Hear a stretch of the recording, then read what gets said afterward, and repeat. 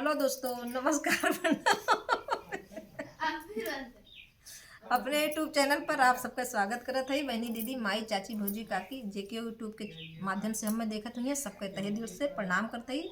आज हम और देवरानी हमार देवरानी जेठानी दोनों जनी मिलकर बहुत बढ़िया मजेदार चुटकुल्ला नाच गीत लेके आई। अपने अपने मन से धुन के डांटत है। देखा इनके लोग के आदत बहुत खराब बा। जइहे बाजारे तो चुनरी उनरी कुल उधारे उठाए करके चला आवत है। तो भाई उधार न ले आवे। अब सबके ताना सुनब अच्छा बात ना बा। उधार लेके आए तो देखें मेहरारू अपने मन से कैसे डांटत हैं। आप लोग सुनिए, कमेंट के माध्यम से बताइए और ज़्यादा से ज़्यादा अपन प्यार दुलार दइए। आवे गीत के सुनाओ थी।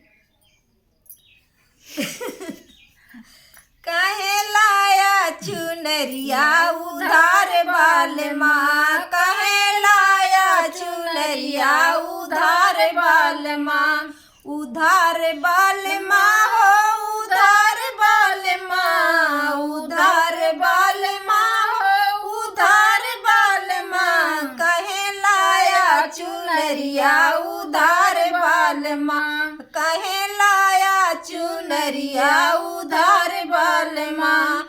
सासू न दे हमें मारे ली ताना, सासू न दे हमें मारे ली ताना, मारे ली ताना हो मारे ली ताना।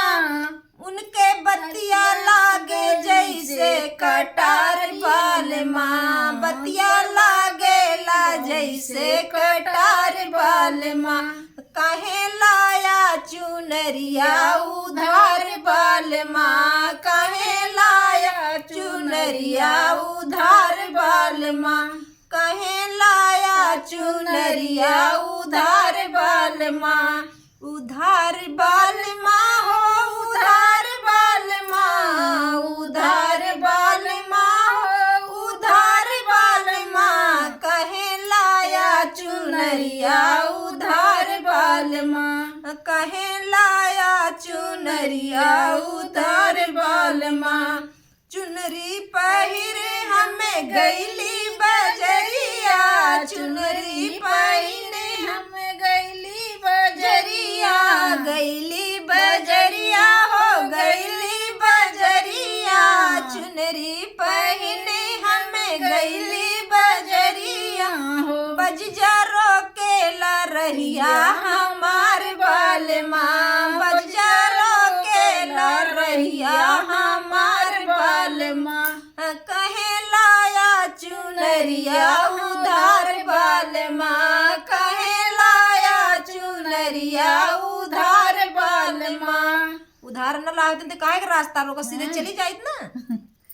चुनरी पहिने हमें गईली नैहरवा, चुनरी पहिने हमें गईली नैहरवा, गईली नैहरवा हो गईली नैहरवा, चुनरी पहिने हमें गईली नैहरवा।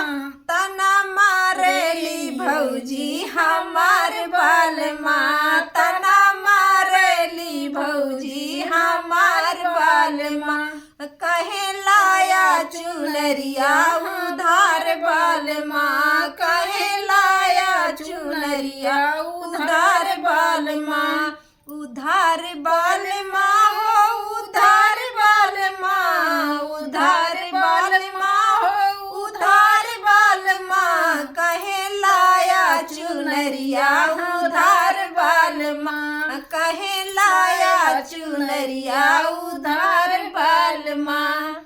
तो गीत कैसन लाग बहनी दीदी आप लोगन कमेंट में बताइए और ज़्यादा से ज़्यादा अपन प्यार दुलार देंगे। और चैनल पे जे क्यों नया हुई चैनल को सब्सक्राइब कर लिए और कमेंट बॉक्स में बताइए गीत कैसन लाग। मिलत है आगे वीडियो में, तब तक के लिए नमस्कार प्रणाम।